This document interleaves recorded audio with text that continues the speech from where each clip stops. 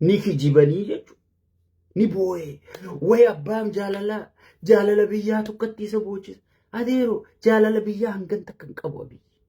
Kijibdoota. Jaalala biyyaa maal qaba? Silaa jaalala biyyaa qabaate hayyoota kana wajji gattaa'ee mari'ataa bara. Silaa jaalala biyyaa qabaate woboo yaamee mari'ataa bara. Biyya teenya firraan diinu. Biyya teenya gartee lammii teenya dhiigan dhangalaafu. Maalii jecha wal ajjeefna? Addunyaarraa gallu tanaa jecha wal ajjeefnaa hoottu jedheeti barsilaa osoo jaalala biyyaa qabaate taa'ee namaa wajji wal mari'ataa. Taa'ee hayyootaa wajji wal mari'ataa. Taa'ee riphee loltootaa wajji wal mari'ataa. Jaalala biyyaa ka maal qaba? Jaalala kursii malee, ana harkaa malee, anumaa beekaa malee. Mee fuula hangas boquu qaallichaa guddina hin garree. Boquu xiyyatana lama geessii barta jinaa tokko qofti.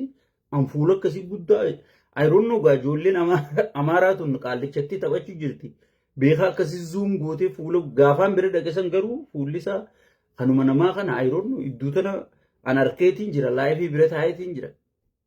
Sigalee boquu guddaa san sabboonummaa akkamiin boohee waliin gaya atumtiif gaafadhu sigalee. Ammaas fuulli hundi kamii jiidhe.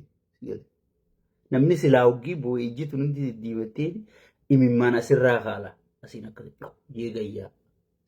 Namni boo'u ni beeksisaa jechuudha. Kana bar kanaa jiidha qaba bar boquu illachaa kan hunda asiin ol boo'a. Boochi sheeyxaanaa silaa karayyuu majaanii asiin ol boo'a. So sabboonummaan inni boohuuf takkalleen hin jirtu jechuudha. Sabboonummaa osoo qabaatee hayyoota kana mariisiseeti biyya kana riphee loltoota mariisiseeti gaafii siyaasaa biyyaa deebiseeti gattaa'ee mariihatee biyya san baraara. Arraba gartee kaboohu kayaadu kabiitti sun diigamuu qabdu juu ka ozuuduu ciniinnatu jaalmarroo fa'a. Zammane kaasee fa'a. Jaawarmaamma fa'a. Osoo biyya tana waan fedhan godhuu danda'anii woboon ammatti marsee kaleessa sulultaa keessaa tarkaanfii fudhachaa oole. Osoon itti marsee taa'uuti tarkaanfii fudhachuu dhiisee si qabnee harka kenni karaa nagaatiin gadhiise seef egzitii sii bannee bahe jechaanii jiranii warri biyya jaalatu kanaa jechuudha. Ka osoo boohuu osoo du'uu osoo madaa'uu biyya isaatti akka biitii isaan diigamne godhu. So saniifuu gartee wanni isaa hundi baza footootiin ka'ee maal jee ajandaa guyyaa tokkoo godhate beera gurguddaa angorroo guurate san hunda ifiin tarrise sigalee warra akka waaqatti isa waaqeffatu ifiin tarrise sigalee shimallis faan hin garree akka beera iddoo dhaabbate bar shimallis kana numa ta'e rabbi. Nama boruun beeyne arruma malee bar akkatti gammadu bar shimallis beera gurguddaa kanarra akkatti harka ol qabee akka warra sheekanaa husee akkana jee dhaabbatu sadi. Beera kana iddoo kan dhaabbataa jechuudha. Ashimee kiyya jeetumaan laalee sigalee. Caljee sigalee. Saniifuu wanni nan isiniin jiru wanni nan isin kadhadhu isin hundinuu wanni godhuu qabdan ummata keessaniif sagalee ta'a. Ummata keessaniif sagalee ta'a. Yeroo hunda PP'n hoggii ajandaan isii muddu dhufte waan isiin taane godhuu deemti. Amma inni maaliif kana godhe? Hayyoonni biyya alaa kana wal tahan. Warri waliin galu juu hundi walii galan. Warri waliin dubbisu jaan hundi wal dubbise. Warri walittiin dhufu jaan hundi walit dhufe. Warri gartee adda baafne jaan hundi lakkii nuti addan baane kara laalle malee kaayyoon teenya takkumaa jee walit deebi'e. Warri walittiin deebi'u jaan hundi walit deebi'e. Alhamdulillahi rabbil alamin. Akkamitti ummata nu jibbe, ummata nu tufe, ummata nu dhaga'uu nuffe akkamitti gartee ajandaa uumnee walit deebif if jala deebifna jedhaniiti ummata Harargee irratti tarkaanfii fudhatanii jechuudha. Ummata Harargee maaliif Oromiyaa guutuu keessaa taargee godhan? Siifiin himaa dhageeffatu. Ummanni Harargee mootummaa keessaa nama jabaan qabu. Abbootii qabeenyaa keessaa nama jabaan qabu. murmituu keessaa nama jabaan qabu si galee miskiina gartee rabbi malee naman qabne kana hayyoota isaa kaan gartee mana jala olola irratti oofanii kaan mana galchanii kaan qabri jalaa galchan kana ni beekanii jechuun namni sagalee ta'uuf hin jiru si galee namni sagalee ta'uuf hin jiru bakka birooti namni yoo nama isaa duraatuu ta'e ija sibba baasaa jechuudha. Kanaafuu ummata abbaan qabne kana rabbi malee dakaa ekonomii waadaa dakaa akka jimaan gurguranne godhaa gibiraan gidirsaa beera naashidaa jaarsinuu jibbee yaa rabbi tana qabri narraa galchee jee aangorra guuraa beerri kun miskiina kana cafaqaa dakaa gidirsaati olii tanaa ajandaan kan dalagatan ummata Harargeeti. Bakka bu'aan keenya jabaa miti.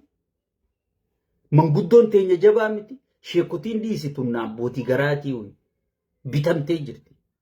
Bitamtootatu. Sheekotiin qabnu miti. Sheekotiin qabnu kijibduu fakkeessituu asirraa uwwisi mooshaa jettu tana si galee hudduu isii jala uraa quban qabdani. Abiyyi mee takka gabbaatee abiyyi irratti haasagalee taatu qaanii isaanii akka itti gaffacaasuuf anniin beeku.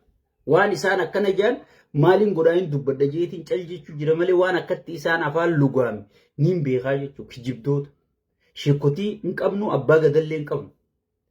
Bakka nama gartee nama jabaa isaaf ija baasu hin qabne kana laallataniiti dakaa ekonomii qamqaamaa olii tanaa immoo isaan buqqisanii jechuudha. Isaan buqqisanii. Saniifuu Hararge irratti xiyyeeffatanii maaliif kana godhan?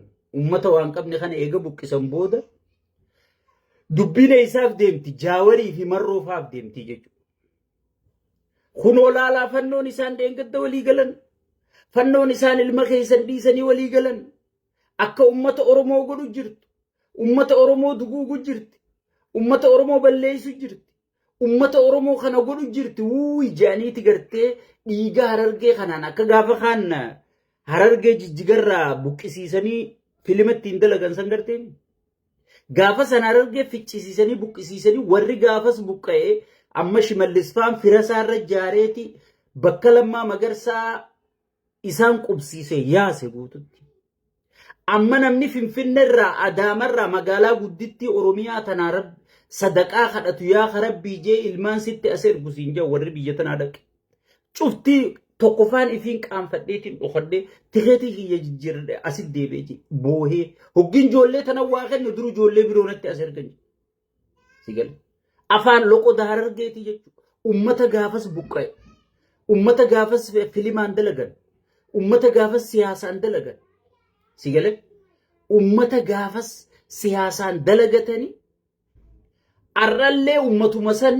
akka gaafas siyaasaan dalagatanitti siyaasaan dalagachuuf kunoo jaawar fannoo wajji wal ta'e kunoo jaawar lidatu wajji wal ta'e kunoo jaawar maarree wajji wal ta'e je'aniiti gartee ummata gartee rabbi malee nama isaaniif mormuun qabne kanaani siyaasaa dalagachuu fi wanne ummata keenya buqqaasaniif tanaa jechuudha. 100% namni buqqaasee fannoo mootummaan jaartee jechuudha.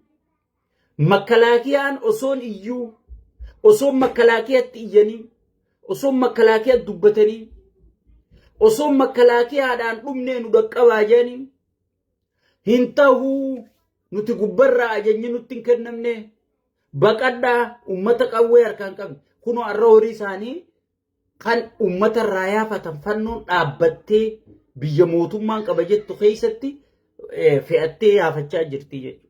Makiinaa itti fiddee oofaa yaafachaa jirti jechuudha. Kana hunda isaan maal godhan duraan gartee hooyooyii abbaayii tanaan faarsee bulaa kanaan bakka takkaa footoo abbaayii fi maarree gadhiisaa jaawar irra duula bana marra irra duula bana hayyoota keenyaa fi beektota kanarratti gartee duula bana ichi booda ummanni hee jennu jala jechaa oggii ummata Harargee karabbi malee umaan qabne kana qarayne hey go okay go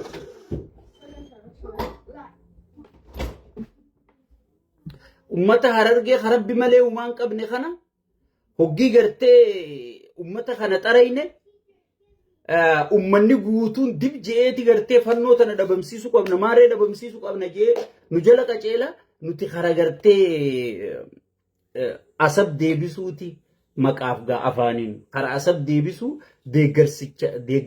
deeggarana qaallichaa kana gaccabe amma deeggarsi isaa zeero deebee jira deeggarsa isaa kana ol kaasuu karaa kanaan dandeenya jedhaniiti ummata miskiina Harargee kanarratti gartee wanni tarkaanfiin fudhatamteef sanii jechuudha 100% waan hayyoonni asii waliigaleetu isaan gubee jechuudha waan hayyoonni asii waliigaleetu isaan gubee jechuudha so saniifuu ummanni keenya kana dammayxanii diinni keeysan ka 4 kiiloo jiru sanii diina keeysan irratti xiyyeeffatanii ummata keenyaaf nuti diyaaspooraan sagalee ta'uun yeroon isaa ammaa jechuudha ajandaa nu harkaa jijjiiruu hin danda'an wanni ummata keenyarra nu fardii takkan jirtu amma ajandaa biyyaati maarree biyyaati abbaay maarree biyyaati biitti bar namaan jiraatti bar yoo namni hin jiraatin yoo namni irra jiraachuu hin danda'in mee biyyatamtu jira mee naa himi